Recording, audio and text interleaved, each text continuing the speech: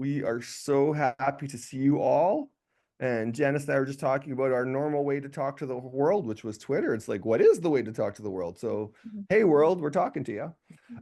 We are just delighted that you could join us for this first of three sessions this year, building on the work that we've done over the last 4 years, folks. Is this our fourth year? Mhm. But we're reverse aging. We're all much younger than we were.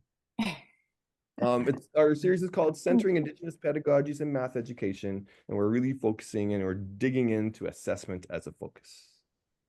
I am not actually on Seal territory today, everyone. I'm on Stolo territory, which I'm so grateful for. So Joanne, we could probably wave to each other.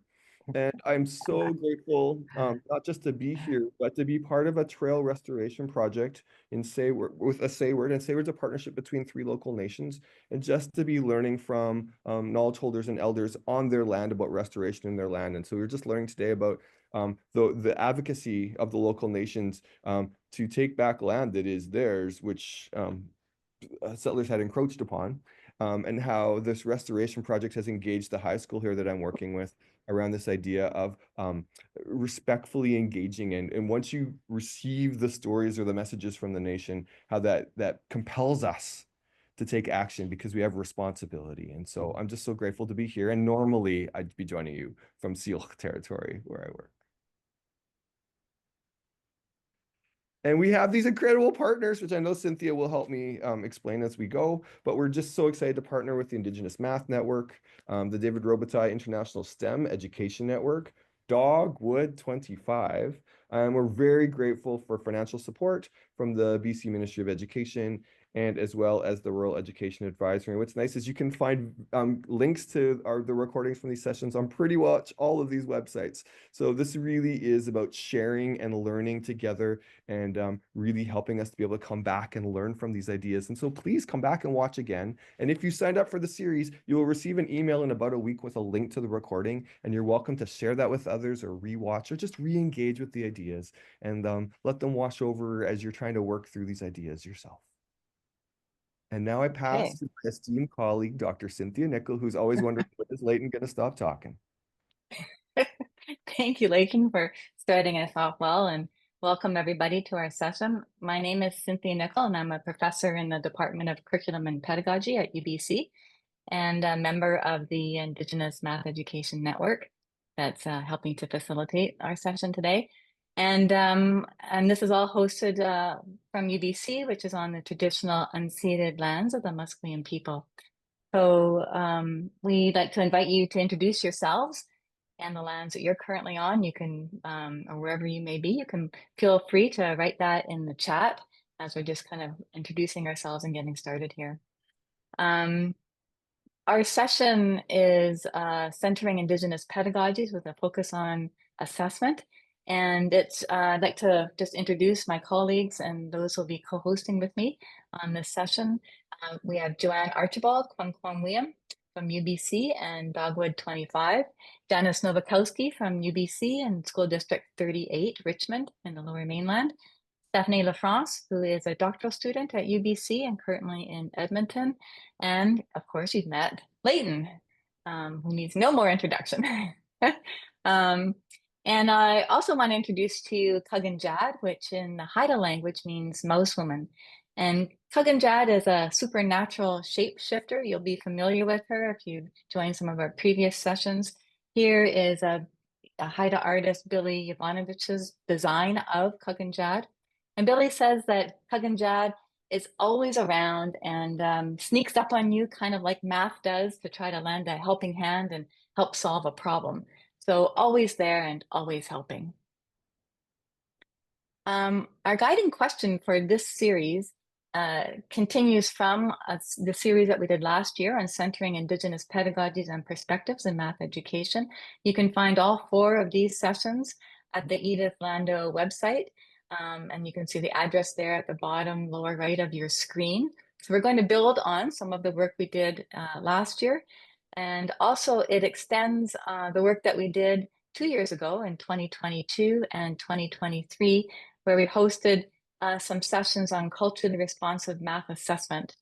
So this current series extends our thinking where we're going to draw on some of the teachings from Earth and Indigenous Storywork practices for thinking about assessment.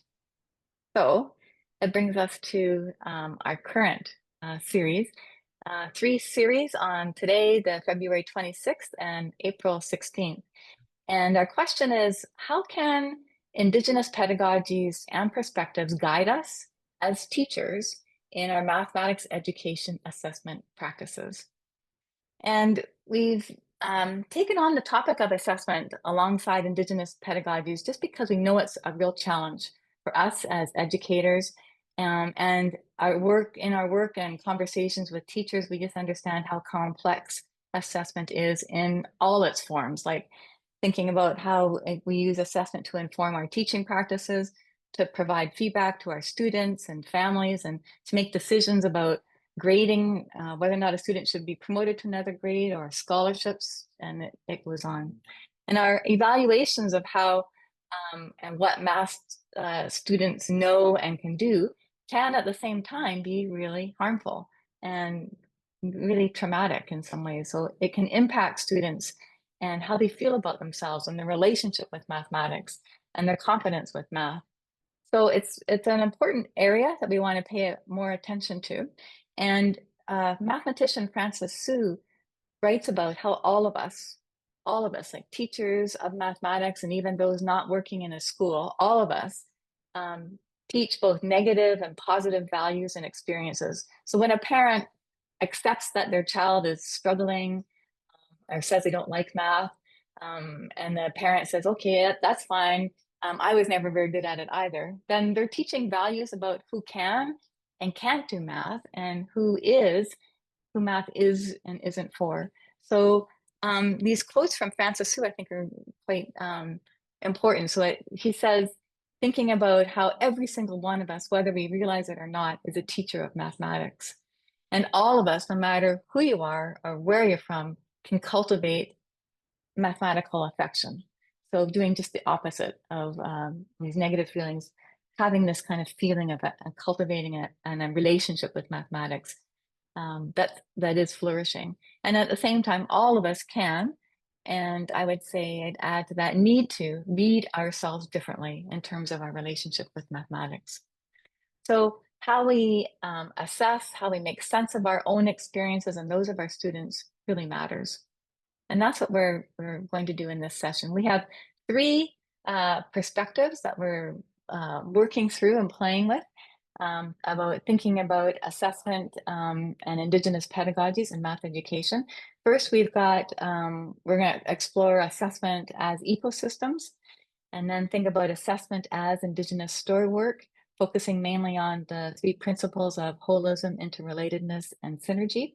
And then we'll also focus a bit on thinking about assessment as pedagogy. And we'll share some examples from the elementary and high school, secondary classrooms. So we see these 3 perspectives as really interconnected and overlapping. So you'll see elements of each of these in each other. So it's more about kind of pulling the perspective to the foreground and trying to pay attention to it than it is trying to separate these out more specifically. So I'm going to start by talking a little bit about assessment as an ecosystem. And I'm going to draw upon the story of Ku. And you'll see on the slide that Ku is written in 2 different ways. It represents the dialect, the 2 different dialects of Haida on Haida Gwaii. And Ku is the sea otter. And here's a design by Corey Savard of the sea otter. So the sea otter, Ku, and Haida Gwaii, that's the characters that are in this particular story. So the Ku and Haida people have had a long history of living together. And here you can see a map of Haida Gwaii and where its placement is in relationship to the rest of BC. And the Ku were really an integral part of the ecosystem. They provided food and resources to Haida culture and society. And the Haida and the Ku even ate some of the same foods like sea urchins and clams and crabs. And the Haida used the Ku furs for their regalia and their ceremonies. So the Ku and the Haida lived together in a way that really made sure that each were sustainable, that they could get enough food from each other and they could keep kind of a healthy, balanced ecosystem. But then this close relationship between the Haida and the Ku was really changed in the early 1800s with the maritime fur trade. And with the fur trade, the coup populations just went down drastically, and the coup basically became ecologically extinct in the local waters off of Haida Gwaii. So without the coup, the waters and the under forest, like in that little diagram there, of Haida Gwaii was really changed. It became more like this because the coup were one of the few to really eat these large red sea urchins. And without the coup eating the sea urchins, then the populations of the sea urchins grew dramatically. They increased, and the sea urchins ate all the kelp right down to almost nothing. You can see there's no kelp in this photo. And without the kelp, then there weren't any rich ecosystems that protected and nourished all the other species like the herring and clams and salmon. There was just this kind of red sea of sea urchins, just a monoculture. But the really fascinating thing is that around about 10 years ago, around 2015, there were some of the first sightings in over 150 years of the coup mums and their pups. And by 2019, the Parks Canada and the Council of the Haida Nation counted around 13 coups. So they really have now thought that they've been reestablished in the waters around Haida Gwaii. And so this is really encouraging news, and it's really been bringing people together across Haida Gwaii to try to think about, well, how is this going to change what's happening in the waters around Haida Gwaii? It's going to take some time for the kelp to grow back like it was at this one time, and what else will change as a result of that, and who will be affected, both human and non-human. So the story really inspired me in thinking about interconnections between this kind of renewed kelp forest, this tentative balance between those within the ecosystem, and then just the resilience of nature and the return of the coup, and a reminder that everything is connected to everything else. So this idea of assessment as pedagogy is what we're going to play a little bit more with in terms of it being embedded in everything that we do. So just want to say briefly, to go from the waters to the land, you can think about this ecosystem as similar in terms of looking at moss. And there's many examples, of course, of ecosystems on land and water. But Robin Wall Kimmerer, in her books, she's from the Bear clan of the Potawatomi, and she describes how water moves on mosses, not by looking at pipes and pumps, and not even with roots, but instead about with the shape of the plant itself and how the plant holds the water and moves the water. And you can, so hard to maybe see in this particular slide, but it's the water isn't really stored by any one part of the moss, but in collaboration with everybody there. It's a colony of working together to share the wealth. And Robin Wall Kimmerer talks about it in human terms, saying that it's not about the rich getting richer and the poor getting more poor, but instead how everyone benefits. It's an ecosystem where we're all giving and we're all being able to benefit from it at the same time.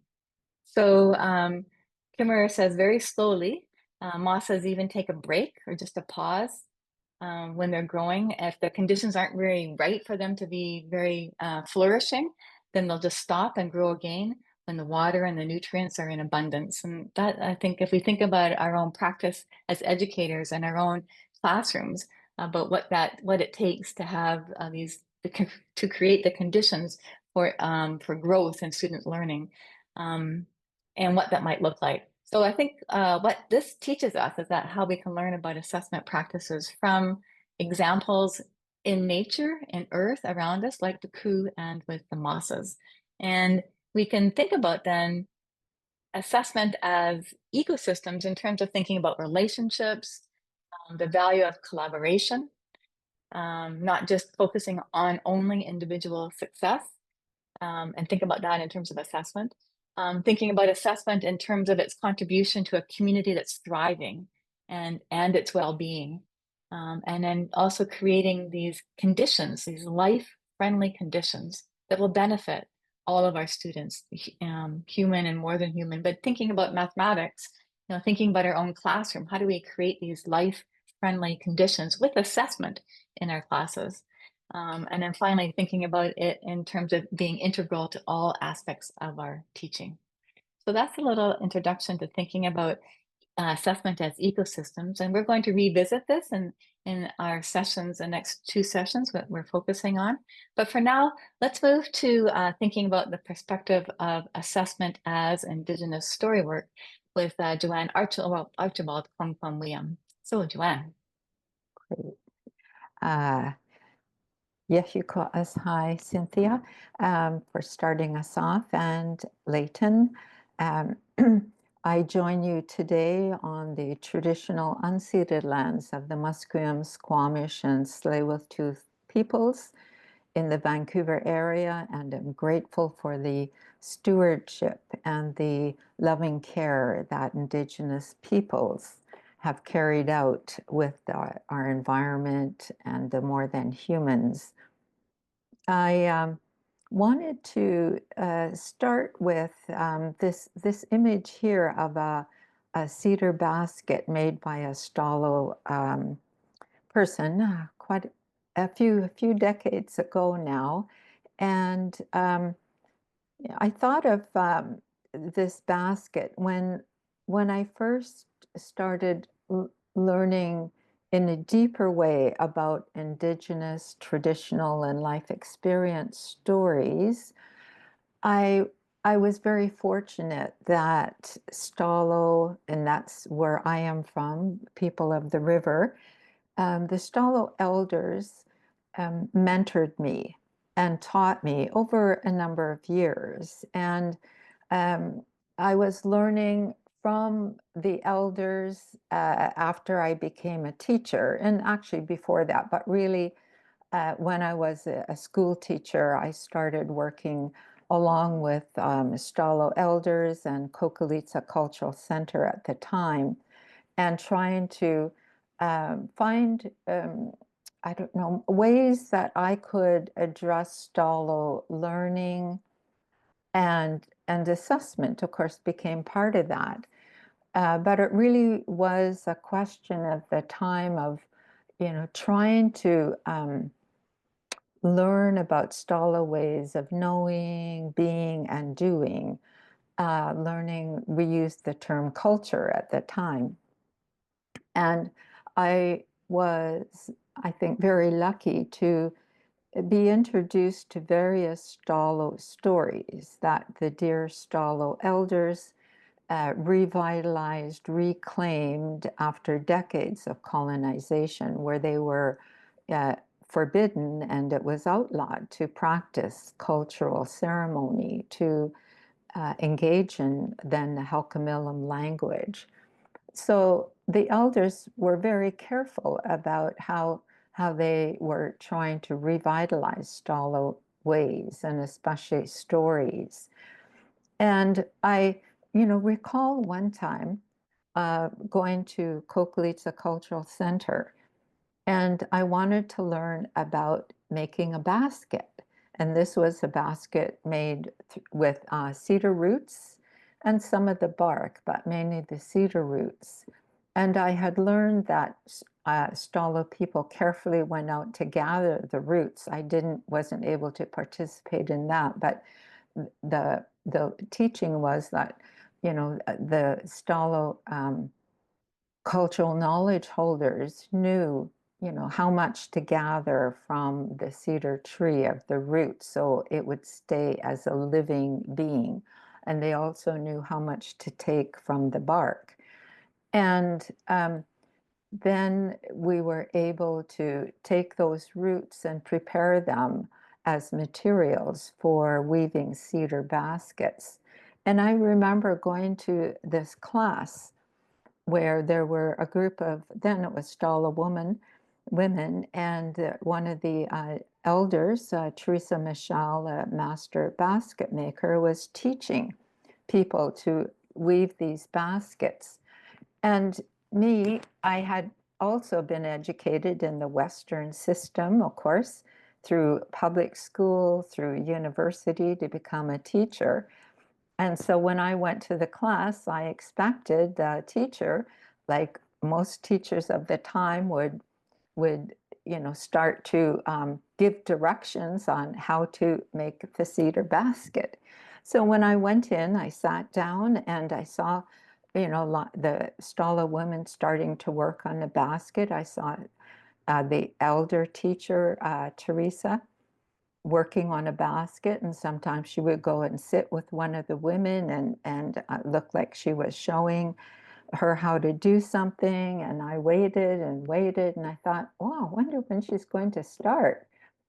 And after a while, somebody came and sat with me and showed me what to do, and I eventually caught on that this was Teresa's way of teaching, that we would learn to help each other, and she might work one-on-one and show somebody how to do something, and they would continue on. And that was the time I realized that there was quite a difference in some of the traditional ways of teaching and learning that were Stalo and those that were from a Western-based school system. So eventually I spent more time with various Stalo elders, and I learned to be patient.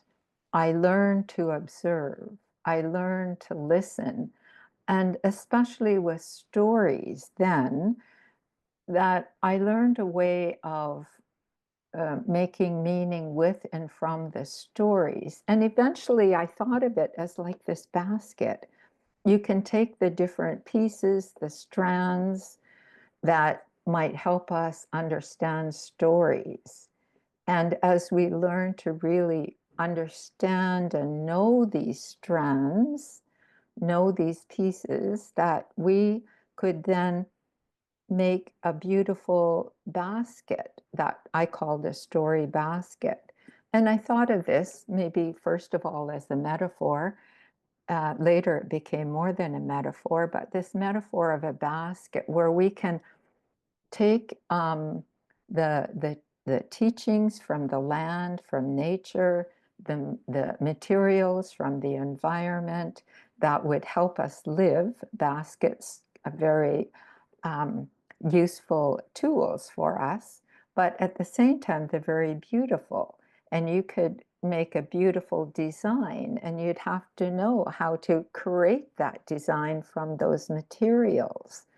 And then to think of, we have to be careful with taking, the material from nature so it sustains nature and will sustain us. And we learn to work with these materials. So I thought of that with stories too, that our stories have been with us from time immemorial, some of them, and some are new stories, like our life experience stories. And we have to learn how to learn from them. We have to learn how to respect the stories, how to treat them in a responsible way. We can learn to help others know what we know, and also having a deep awe and wonder with the stories. And so this is what I call this approach, Indigenous story work, that stories, you know, uh, often in our cultural gatherings, we hear the spokesperson who is facilitating the cultural work at the beginning will say, "My dear ones, the work is about to begin."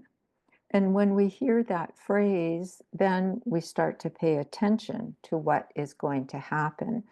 So I also thought that our stories needed this careful attention after decades, of colonial assault upon our Indigenous ways of knowing, being, and doing, that we had to then treat our stories in a way that fits in with the cultural context. We have to maybe put aside some of the Western frameworks for a while so that we could open ourselves up to learning about Indigenous, and in this case, it was Stala ways of um, uh, learning and being in the world.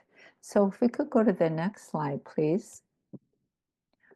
So with that, you see, this is kind of a bit of an attempt to show a bit of a weaving. So what I learned is that with the 4 R's noted here, these might help us get ready to engage with stories. And I have talked about, you know, uh, these 4 R's in very brief ways. And if you want to learn more about the 4 R's, you can take a look at the website there, where I go into more depth into each of these principles there. But today's session, we're actually focusing more on the other 3 principles of holism, interrelatedness, and synergy.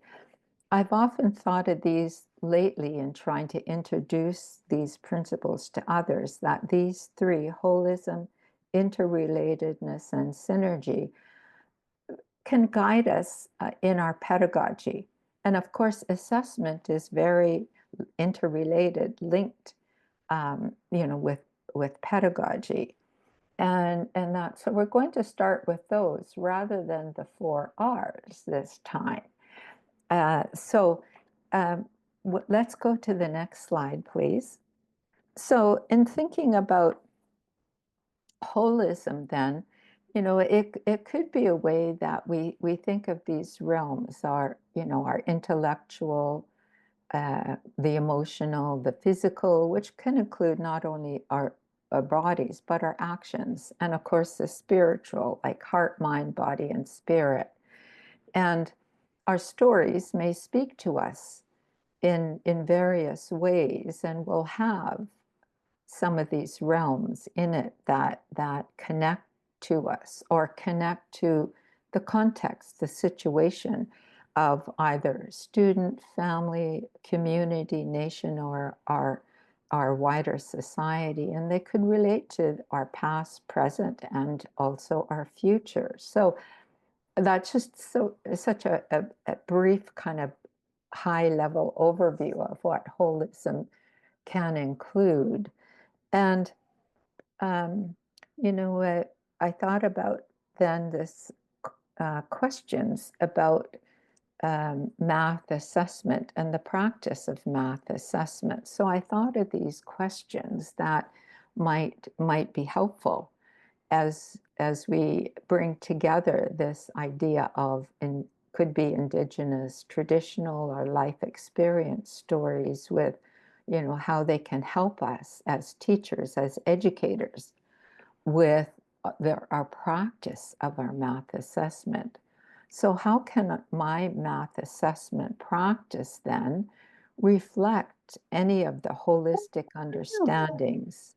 So in here, how could this assessment practice reflect any of, the Indigenous ways of knowing, being, and doing? How might it reflect the emotional parts?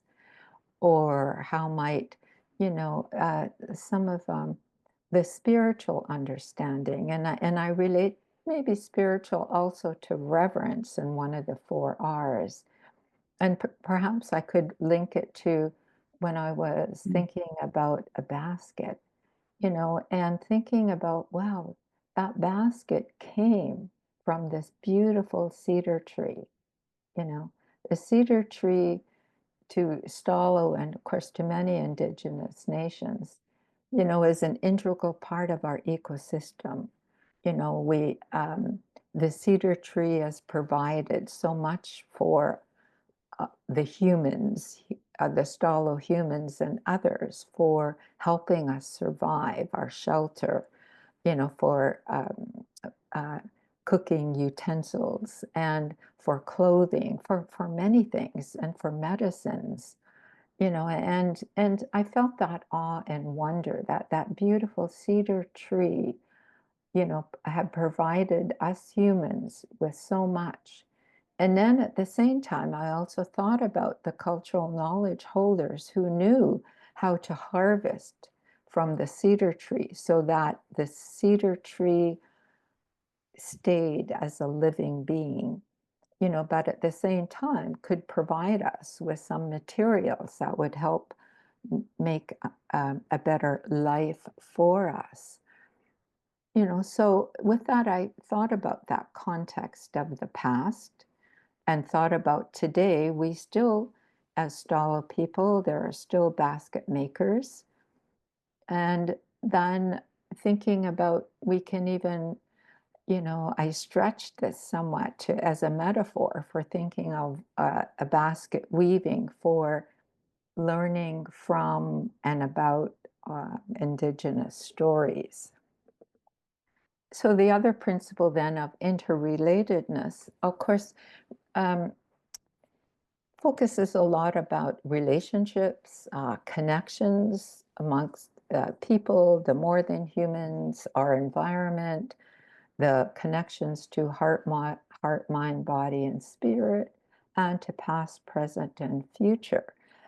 So when we think of these connections, then we might ask ourselves in our math assessment, how might we include some considerations about these relationships or these connections that might be related to students and the family and the local environment. And I think we will, in a few minutes, have some examples of assessment as pedagogy that connects the students and the environment. And we could question how assessment comes into this. And, again, how might the assessment be guided by any of these holistic realms? So we're not just focusing on the math test, the math textbook, but we're broadening, our math assessment to ensure that students will feel excited about math and about showing what they learn, which connects to the earlier point Cynthia was making. Next slide, please. So in relation to synergy then, so one of the dear elders with whom I learned was Kawasselwit, Dr. Ellen White from the Nanaimo First Nation. And she helped me understand this notion of energy, and she'd often say that, when we start to think about energy, and especially with stories, if we talk about the stories or if we do something about stories, like even role play, um, perhaps connect art with a story or any kind of learning, what we're really doing is creating some new energy with the story.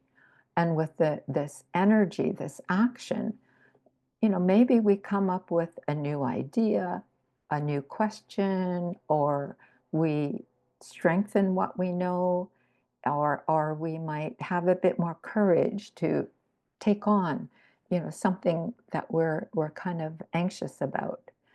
And so with this synergy, it's often happens when we do something, and when it could be me, Joanne, Kwam Huam, doing something, like I tried to learn to make a cedar basket long ago there, and I had to learn a different way of doing the work.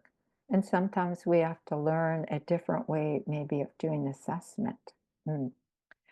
And perhaps we then, with this, learn different ways. We can, this multimodal learning, it's holistic too. It's, we could engage in creative ways, all kinds of questioning, experiential learning, through mentorship. And it still could include, of course, learning with the text or with some of the tests, but it's not just focusing on those assessment tools. It's much broader, and placing those in relationship with these other very important cultural and also maybe community contexts. So with the synergy too, as Cynthia mentioned earlier, our big ideas about assessment being part as an ecosystem, as Indigenous storywork, and as pedagogy, there is a relationship. There is new energy being created as we think of the relationships among these big ideas. So that's what we're going to go to next. So Thank you, Joanne. So we thought this would be a good time to ask you, audience, to think about with a question or to reflect back or pull out a question that's a pressing assessment issue for you related to your practice, and just plop it in a shared Google Doc, and the link for that will be in the chat. So if you are able to do that, now you don't need to author it. You can just stick your question in there, and then we'll have some things that will help us think about, what are each of us thinking about in terms of assessment? What are those pressing issues or pressing questions, perhaps related to what's been shared so far or not? It doesn't matter, but stick something in there if you have something that you can share, and that we'll revisit this throughout the rest of the webinar. Okay, good. Thank you. All right, so our next perspective is assessment as pedagogy. And with this, we have two examples, focus points, I guess, contexts, one at the elementary level and one at the secondary high school level. So we'll start with the elementary early childhood context with Janice Nowakowski. Janice. Thank you, Cynthia. Now we can forward to the next slide. So in thinking about assessment and pedagogy, I drew on some of the work in early childhood. In British Columbia, we define that as 0 to 8 years old. So, birth to grade 3 or so. And some of the terms that come up that are very much connected to what Joanne was speaking to in terms of Indigenous story work are the ideas of being responsive, that reciprocal learning is happening, and that there's opportunities for reflection, both on the teacher's part and then on the student's part as well. And then I think the living experience in in an early childhood classroom is really very much that ball toss or dance. There's an ecosystem that's happening there between both assessment and instruction, and between students and teachers. And so authority is decentered, and we try to decenter power as well, and provide opportunities for our youngest learners to have agency over their own learning. So it really is that responsive pedagogy that very much intertwines and embeds assessment as part of our instruction. The perspective of teaching as noticing is very, well described in the math education literature. So that idea as positioning yourself as a noticer in the classroom. So what do you notice? And then what are you choosing to respond to, and being mindful of that? And cognizant of that. And then what interpretations are you making based on what you're observing and noticing? And I think in the early childhood classroom, in our primary grades, children often aren't able to communicate in written form or symbolic form. So we do draw upon what we're able to hear, what we're able to observe, what we're able to notice them building or creating or talking with their classmates. So, positioning yourself, as a pedagogy of listening and a teacher as noticer, I think is really fundamental to this position of assessment as pedagogy, that we're, that's just an embedded part of our practice. I think in mathematics education or in any area of learning, we want to create opportunities for children's wonders and their questions, and emergent learning or projects that might come up through their play or their investigations in science or art or physical education, whatever it is. And so as the classroom teacher or educator, you need to be aware of the learning standards at your grade level so that you can bring those to the foreground and think about what is going to be your next instructional move, or how might I assess this learning in the moment, that assessment for learning piece, and then also that evaluation piece, like where are we drawing upon different experiences as valid pieces of evidence of learning. And Joanne spoke to that a little bit in terms of, looking at ourselves as educators and, rethinking and reimagining what assessment could be. And it can be a conversation. It can be sitting alongside a child as they're playing with blocks and noticing and observing what they're able to do and what math doing and knowing they're capable of. Thinking about different ways to collect evidence of learning in collaboration with children. So again, that it's a mutual reciprocal relationship that we have with the children in our care, in our classrooms. And so, I've been in classrooms where children come up to me and offer, Miss Nowakowski, look what I can do, or look what I've done, or look what I've learned. And how do we capture that evidence of their learning and their willingness to share and show their learning with us? And then, in terms of the assessment cycle and our language that we have in British Columbia around assessment, where are we creating openings for children's reflections and self-assessment?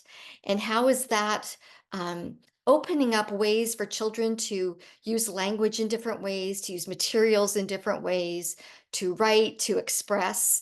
And it doesn't all have to be the same way. It doesn't have to be written down on paper to count.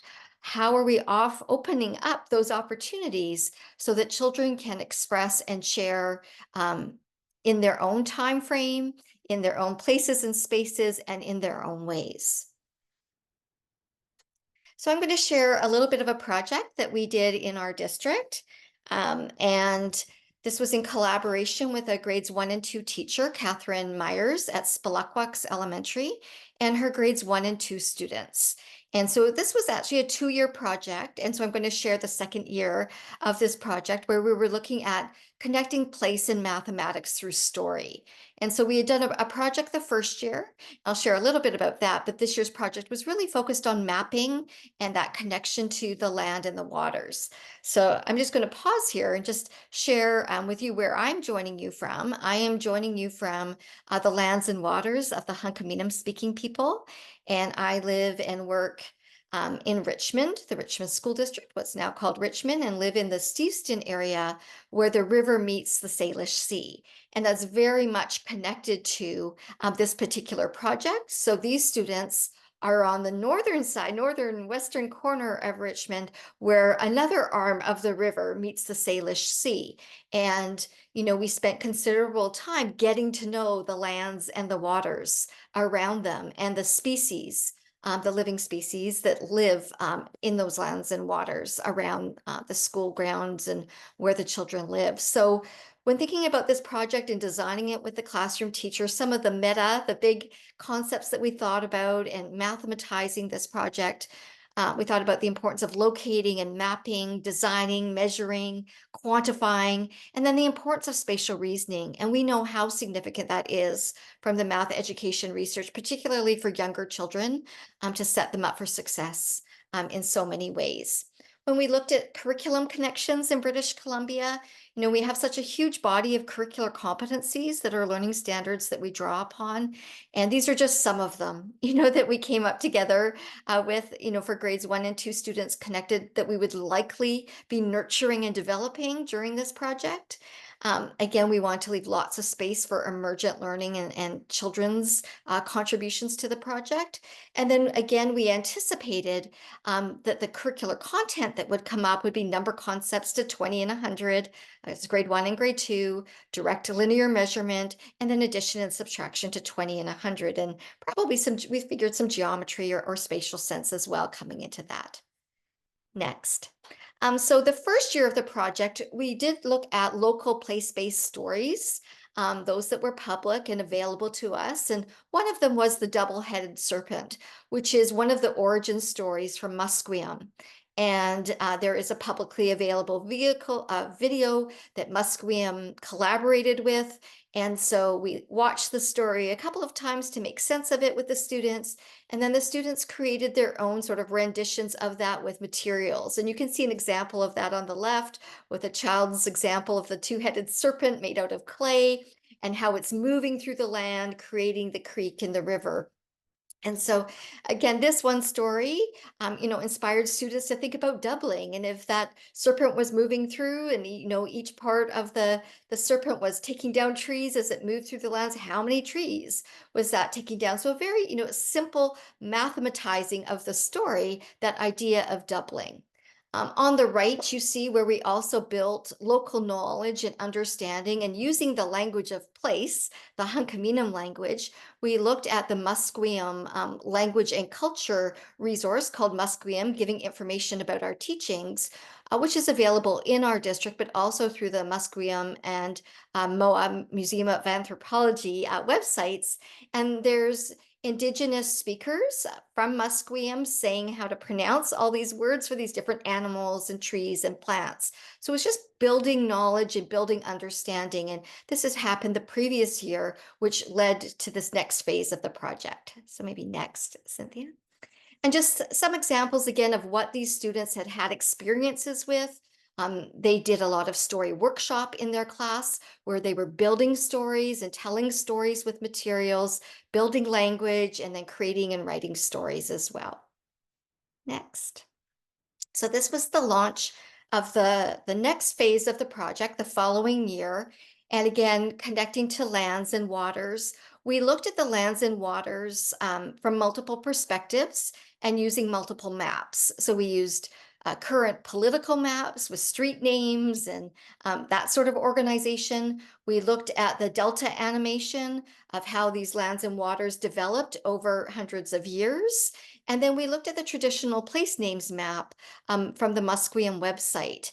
And again, built students' understanding. Many children in this class, although they knew that they were close to a river, they didn't really realize that we were on an island in Richmond and that we were completely surrounded by water and that where we were sort of positioned in the world. So we were trying to broaden their understanding of their place in the world and that connection to the local land and water around them.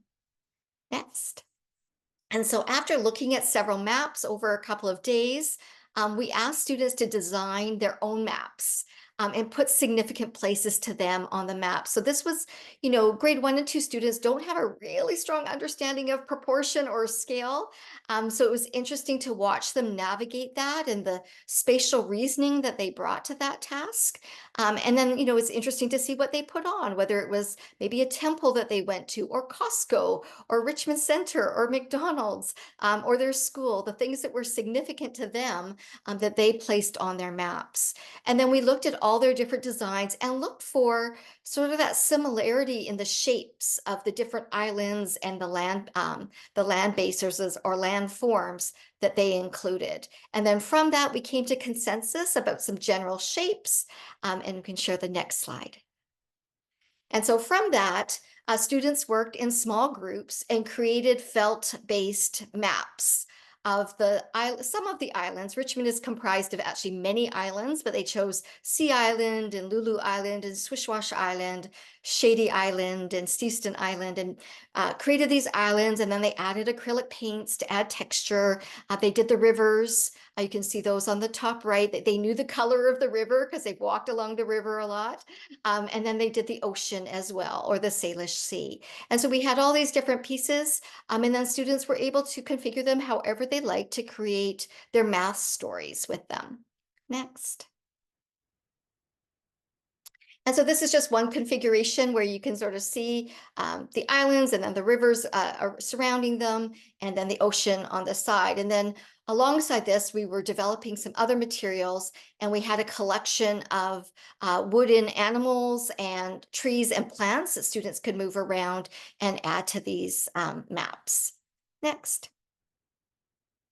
And so the classroom teacher also had several materials. We used some of those as well. And children were invited to create story maps, looking at land, looking at place, and thinking about mathematics. And so what stories might be inspired by place. We live, surrounded by rivers, but we also have a lot of farmland in Richmond. So some of those farm stories came up as well. And students were aware of that. And other stories that made meaning for them. And then the question was, where's the math in your story? Or how might math help you solve a problem that comes up in your story? Next. And so this is just one example, again, where students created a farm setting together, and they built a family. And then, their big math problem, which would really be considered like a numeracy task here in British Columbia, is how much food do they need to grow to feed the family for a year? And what are all the different things you would need to consider for that? How much of different things do you eat each month or each week? And then do you multiply that or add that? And just thinking about different ways that they might estimate or solve a big meta question like that. Next.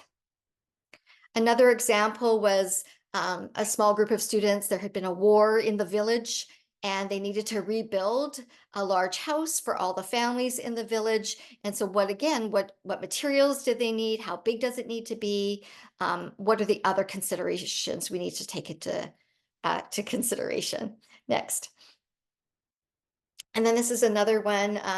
These students used the story map that we had created, most recently, and the bunnies were eating carrots, and they needed to get over to Sea Island, and so they hopped on the salmon's backs, as they do when you're 6 years old, and were carried over to Sea Island.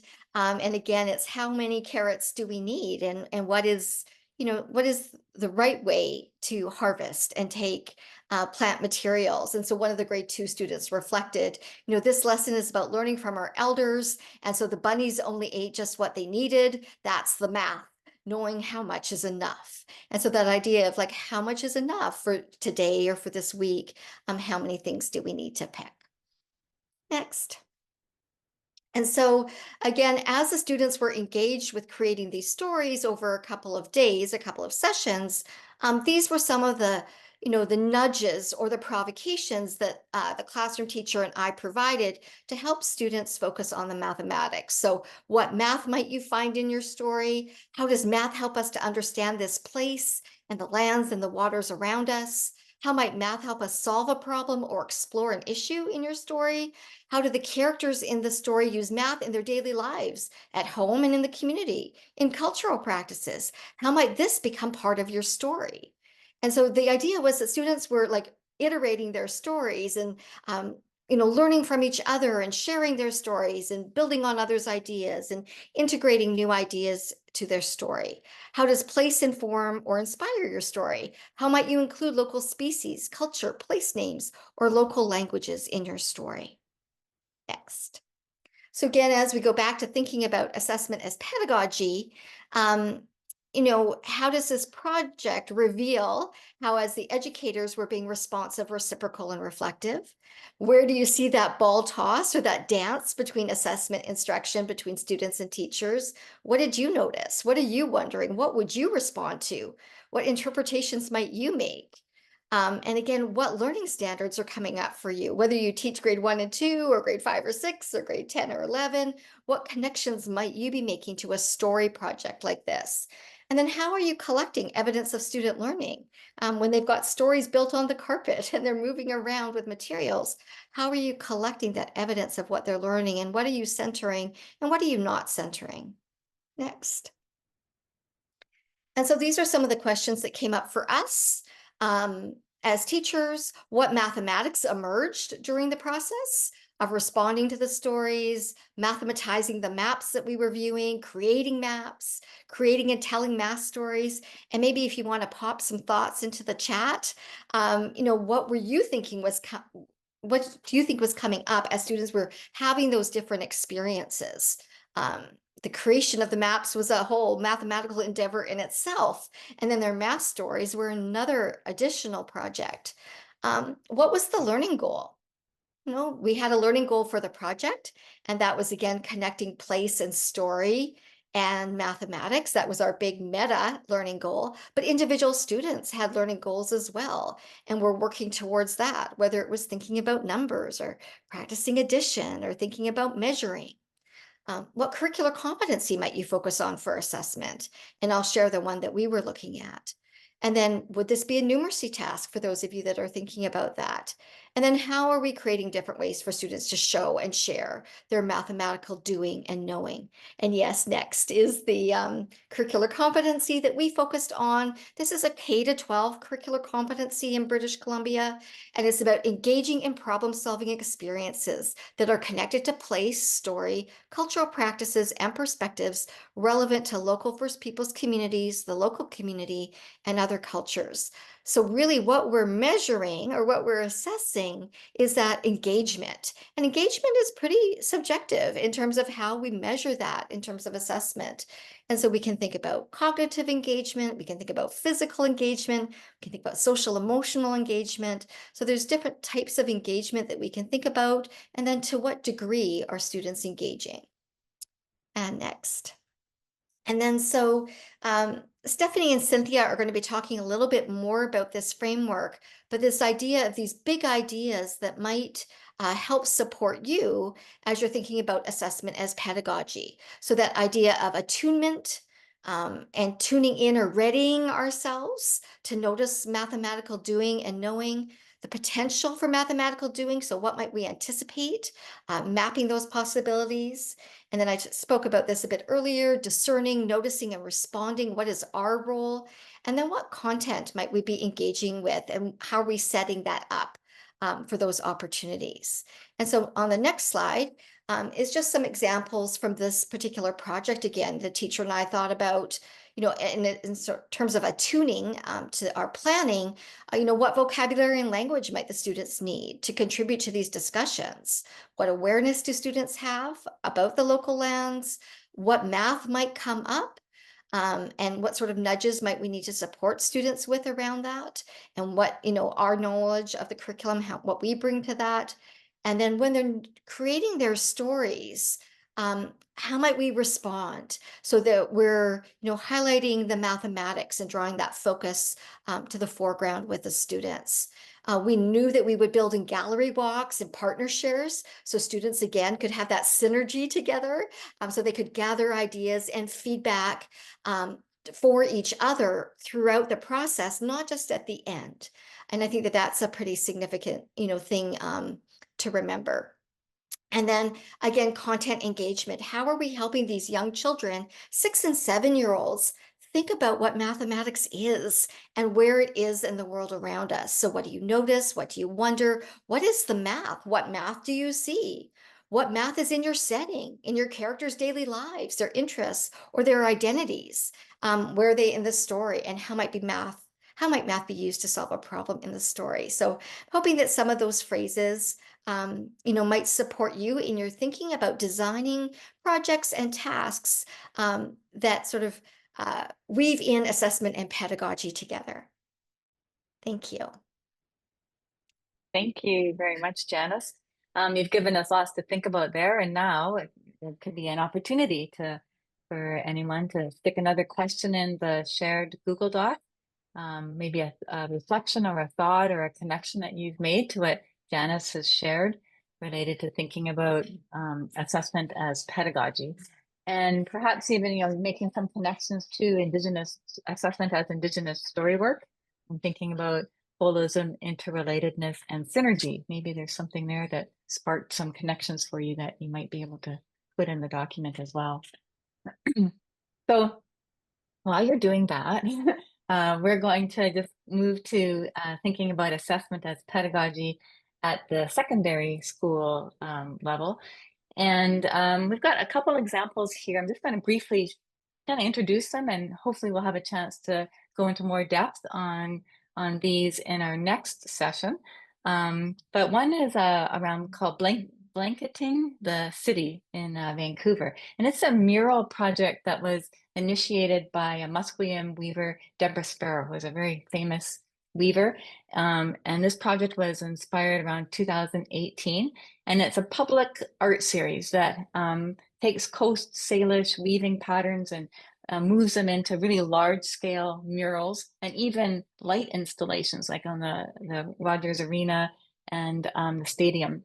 So BC Place Stadium, is it called that still? I don't know. Anyways, the stadium itself. So I'm just sharing these as examples of projects that students could take on, where they might take like a public art tour and a math walk and try to notice and engage both the art and the mathematics. And they could maybe design their own art or math walk and decide what to feature, what prompts to give the visitors, what path they might want to take through the exhibit, what things in their community they'd like people to notice, and then what mathematical engagement they would like people to take up in that particular walk. So it would be a math and community public art series. So there's just a couple resources here that Janice pointed out to me. This is a really interesting, I haven't read this book, but it looks like a really interesting book around called Maybe Something Beautiful, How Art Transformed a Neighborhood. And there's also the Reggio inspired math blog, where the teachers took a math walk, an urban math walk, with some materials, and then they were stopping along the way and noticing various particular points and thinking about and talking about the mathematics that they noticed. But students could do a similar thing. They could create their own art, math, urban walk or rural walk, and use that as a way to think about assessment as pedagogy, where we might be looking to see what it is that students are paying attention to, what they're noticing, what they're thinking about mathematically. And here's another just example that we can maybe hit on, touch on a little bit in another session, is thinking about this project, which is a project with my colleague Susan Drosky and I, looking at mathematical labyrinths. And the whole community of Hornby Island, which is not very big, came together and tried to think about how to build a mathematical labyrinth as the community, which is a really, it's a short amount of space for a long distance walk, in a sense, because you're moving around it in a really different way. So we're exploring the mathematics as a form of art in the community and thinking about how that might bring people together, both through math and through art. And then another piece we're just going to touch on here is looking at daylighting creeks and restoring riverbanks. I'm just going to talk a little bit about daylighting creeks, and Stephanie will go into more detail on restoring riverbanks. In Vancouver, and here's another just example of in Vancouver, like Vancouver was once a beautiful rainforest with a whole bunch of networked streams and creeks that you can see here that are in blue. But with development and as the city grew, the streams were taken underground and put into pipes and diverted and put together with sewage and rainwater to go out to the English Bay or to the Strait of Georgia. But then, and these are these kind of big culverts that were built in the 1950s or so. But when you do that, then you're building culverts that make it really impossible for the salmon and wildlife to thrive, because they can no longer go upstream to be able to spawn. So these are just a couple of slides that have taken where you can see that there's only probably a handful of streams that are visible in the whole Vancouver area. Everything else has been diverted through these culverts. But about 8 years ago, the Vancouver Parks Board, in collaboration with some other organizations, worked on daylighting the Tatlow Creek here. So I've just circled it here. So this goes right into the English Bay. So, and this is a conceptual drawing of what they were going to do, of trying to create some wetlands, dig up those culverts and allow the creek to flow. And it took about 8 years or so to be able to do that. And now it was just finished last year. You can see here the image of it. It hasn't, it needs more rainwater to actually, so that you can see the creek here. But the water, the bed of the creek is all set for it to flow right into the ocean. So this is an example of a project that students could work on to think about how they could participate in designing where to place the plants. How do you actually decide which rivers or streams or creeks you would like to daylight, to bring to the surface? What is the mathematics and those kinds of decisions? And what are the implications of that? So, and how would you measure the impact of the daylighting? So just some ideas for us to think about as we move into thinking about one of these examples in more detail, which Stephanie will offer. and looking at the Saskatchewan River and the restoration of the banks of the Saskatchewan River in Edmonton, where she is. So I'll invite you, Stephanie, to take on the next piece. Thank you. Thank you so much. Yes, I am joining you from Edmonton, which is the meeting place and relational spaces of the Dene, Métis, Blackfoot, Nakota, Sioux, and Saulteaux peoples. And it's designated as Treaty 6 territory. So I thought I might bring in an example that's relevant to the specific space that I live in. Currently, we have a restoration project at our park, Horlock Park. And what they're doing is completely revamping it, replacing the water drainage. They're ensuring that the paths along the river are not degrading too much. They are replacing the pond. They're replacing some of the plantation that's in there. The plants are being replaced with indigenous species. And so it really is a project to be in a better relationship with the land and community in and around the park.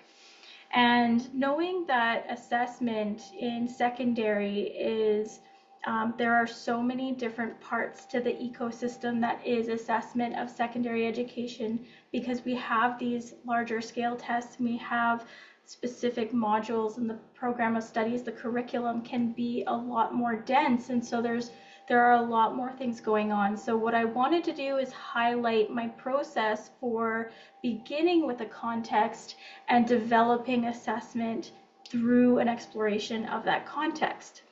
And so part of that involves thinking about the bigger mathematizing that's happening. So the ways of being mathematical, we can think of locating or mapping, designing, measuring, explaining.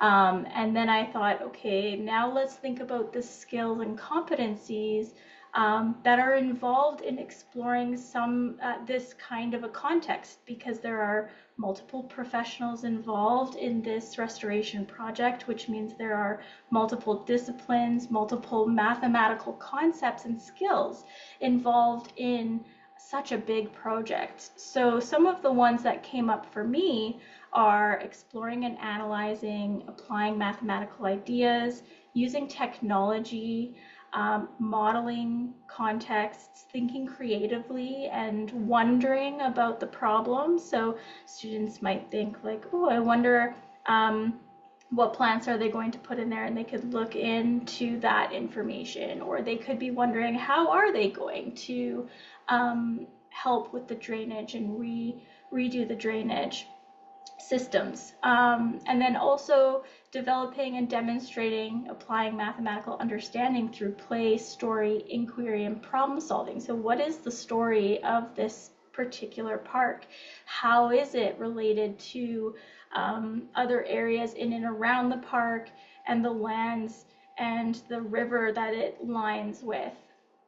And then my thinking is, if I think about mathematizing and then I think about competencies, I'm essentially trying to narrow down to the content standards by working with the bigger ideas first and sort of teasing out more specific mathematical information that could live within this context. And so the proficiencies from the BC government here, for me, really aligned with this particular context in terms of making connections to a real world problem, extracting and organizing information. So in order to understand this project, one would have to organize a bunch of information, a bunch of data about the project, and then identifying what parts of that information are important mathematically and applying that. And then next slide. So then moving to more specific now, general mathematical concepts could be ratios and distribution of plant life. So certain plants live well together and other plants should be planted further apart. And then architectural concepts like the curvature, slope, and scale and angles of the drainage, of the pathways. There's again mapping of the space, and there could be scale factor involved in mapping that space. And then the content standards, systems of linear equations for the drainage pipes, perhaps, or connecting data, graphs, and situations. What different elements are playing into this restoration project? And then again, there is often a need to review previous grade content, and so there is grade 9 content of spatial reasoning and proportion, statistics, financial literacy in terms of like budgeting the project. And so that was sort of my process, is starting with the big mathematical ideas and trying to tease out further and further in detail in preparation for being able to create specific assessment prompts that I could use with students with this context. So the next slide. These are some prompts that came to mind, and they certainly aren't the only ones, but what do you notice and wonder are really, it's a really open, great way to start a conversation. And what information or professionals would need to be consulted for such a project. Essentially, these questions would be guiding students to kind of understand the multiple dimensions of the project that are even more than mathematical, so interdisciplinary, and have to do with the land, the story of the land, perhaps students' experiences in that park, and really situating assessment within a relational space, a place where students feel that they can come to that assessment environment with their whole selves and exploring the bigger picture first, and then kind of teasing out mathematics as they go. So in terms of numeracy, things like seeking information that they need to solve problems or to figure out more about the project, modeling, and mathematical problem solving. And so the assessment prompts, you can kind of think of it, they flow throughout as the activity is moving.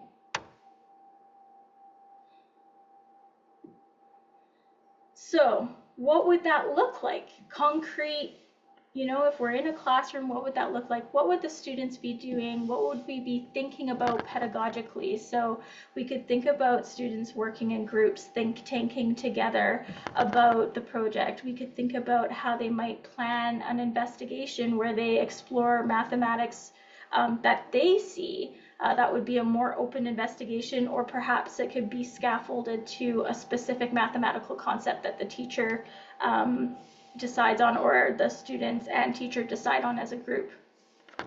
Then they could potentially apply the learning that they come to through this activity to a new concept. They could create a word problem or a story.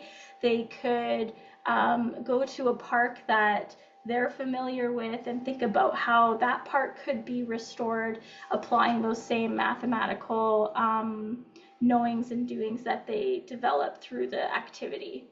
And pedagogically, you know, assessment doesn't live alone. It lives with other aspects of teaching, which include relationships and communal practice. It involves openings for students to share their stories, their knowledge, and their contexts, and thinking about them communicating with you and you communicating with them about the learning. So that could involve listening, speaking, writing, drawing, making, like I said, visiting other parks and spaces. It would be a whole mix of modalities, like Joanne had mentioned, and also in terms of looking at it like an ecosystem of multiple places of relating with the students.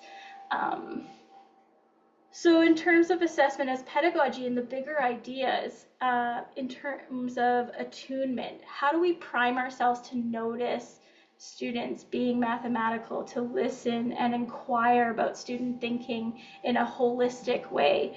And then what can we do to prepare?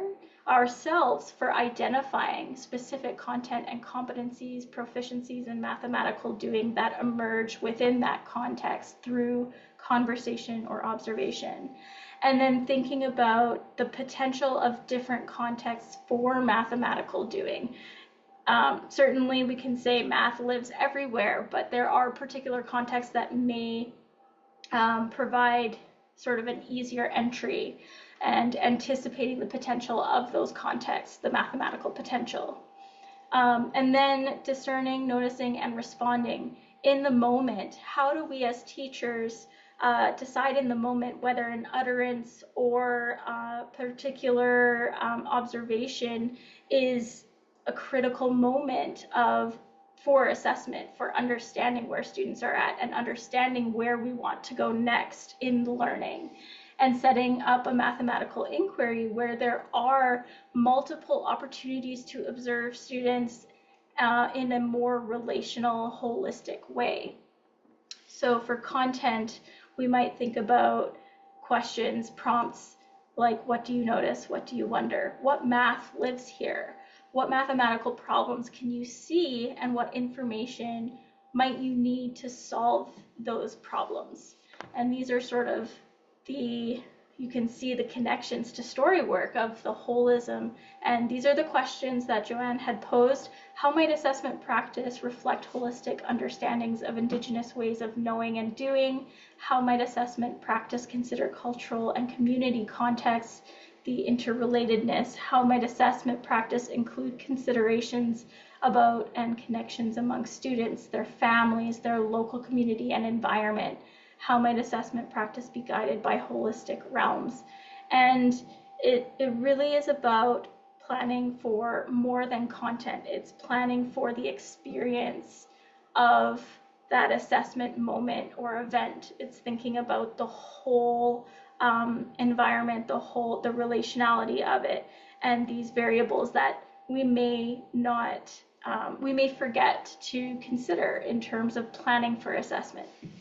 And then finally, synergy. How might assessment practice reflect students' synergistic processes and understandings? And how might assessment practice facilitate multimodal learning and sharing opportunities? Great, thank you, Stephanie. Again, a lot to think about in that, and I understand I'm not in the Google Doc because I'm operating this or the slides, but I understand that there are some good questions in there, so I'll continue putting questions in, and if anything that was shared here with Stephanie that you're able to share, that would be great. Or thinking about the connections among the assessment as ecosystems, assessment as pedagogy, and as assessment as storywork. And so just to wrap up our session, I would like to invite Joanne to just say a few words of what she's noticed in terms of those kinds of connections among the three areas that will lead us into thinking about what we'll be able to do in our next session in February. Great. And sorry, Joanne, while you're doing that, we do have a poll that we would like everybody to respond to. And maybe we can launch the poll while Joanne is sharing a little bit of what she notices between these three perspectives. Thank you, Joanne. Okay, great.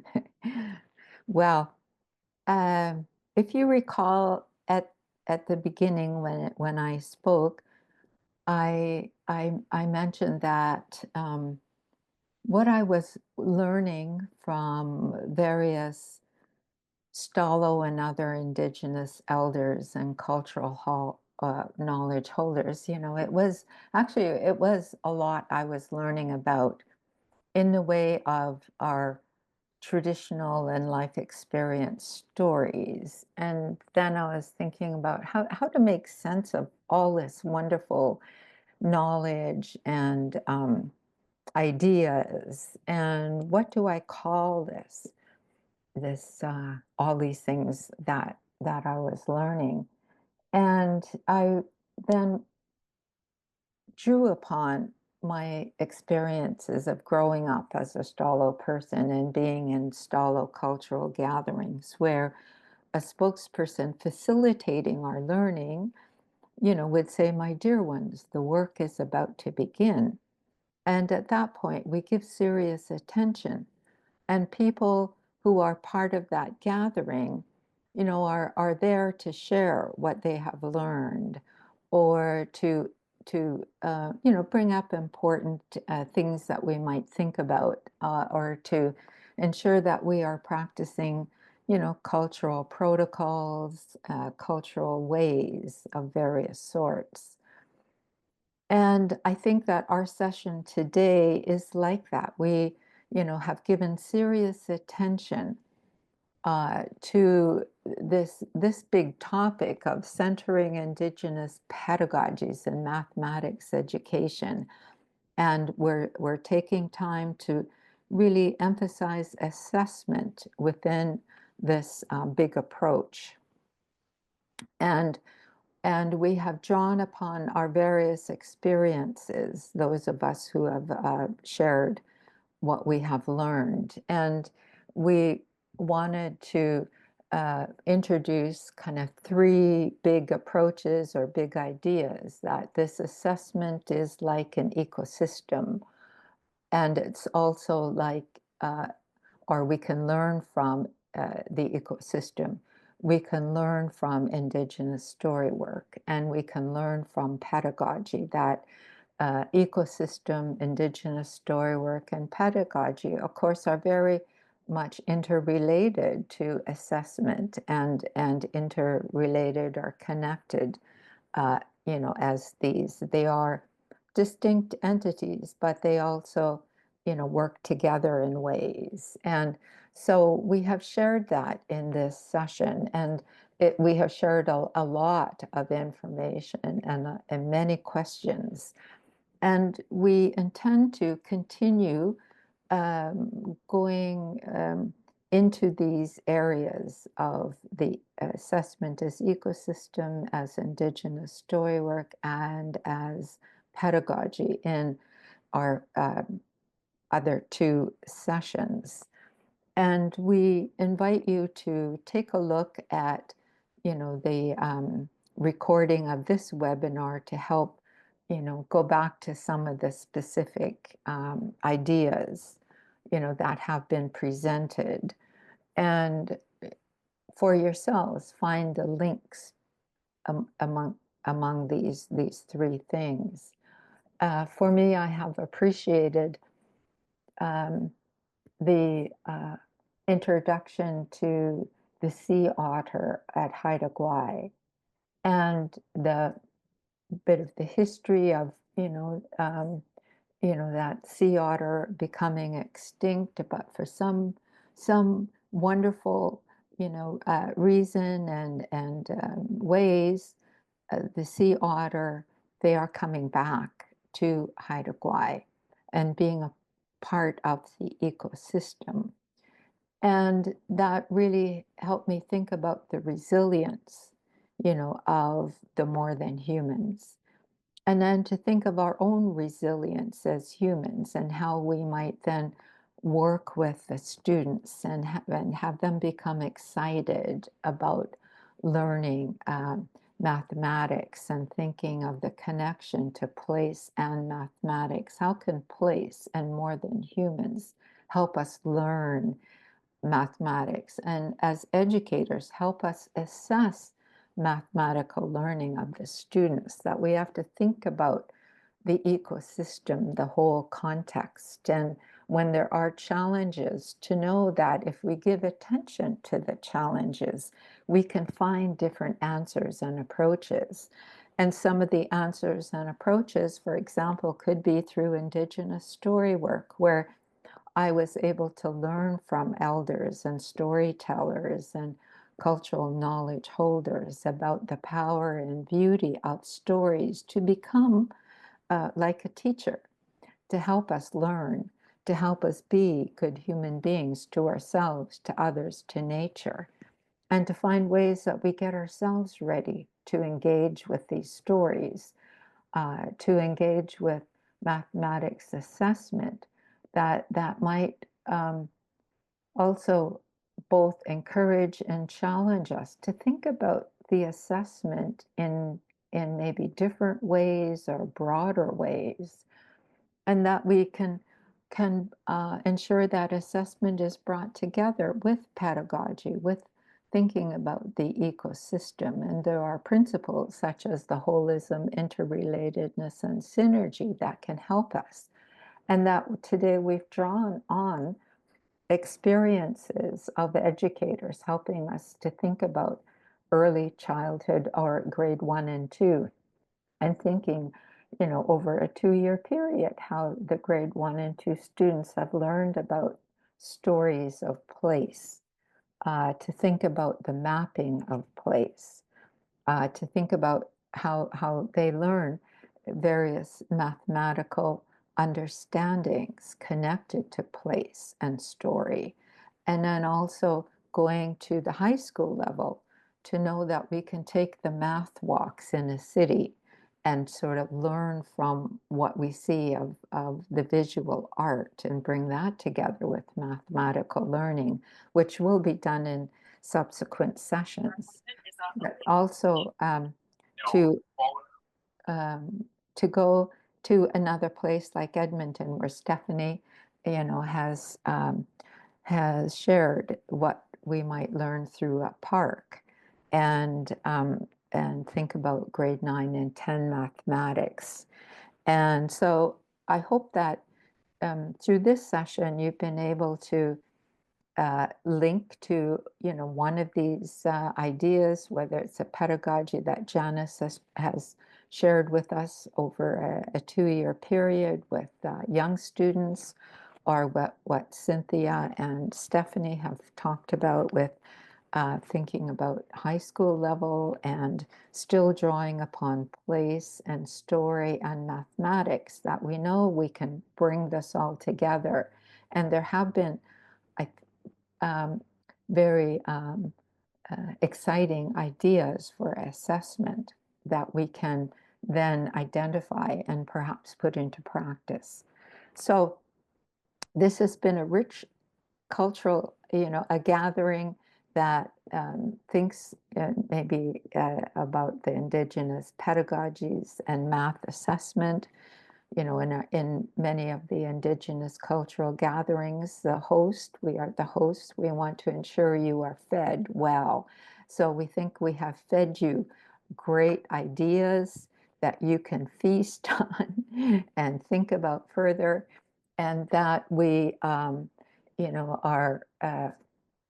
wanting to acknowledge the Edith Lando site and pass this information on to some of your friends. We encourage more people to come to the next gathering for on this topic, and on February 26th. So we look forward to looking at what you have put in the Google Docs, and some of those questions will help us also provide some things to think about for February 26th and April 16th. And if you have other comments you want to put in the chat, please do so. But now it's time that we draw to a close this webinar session. So thank you everyone for joining us. Thank you, everyone. Have a good evening.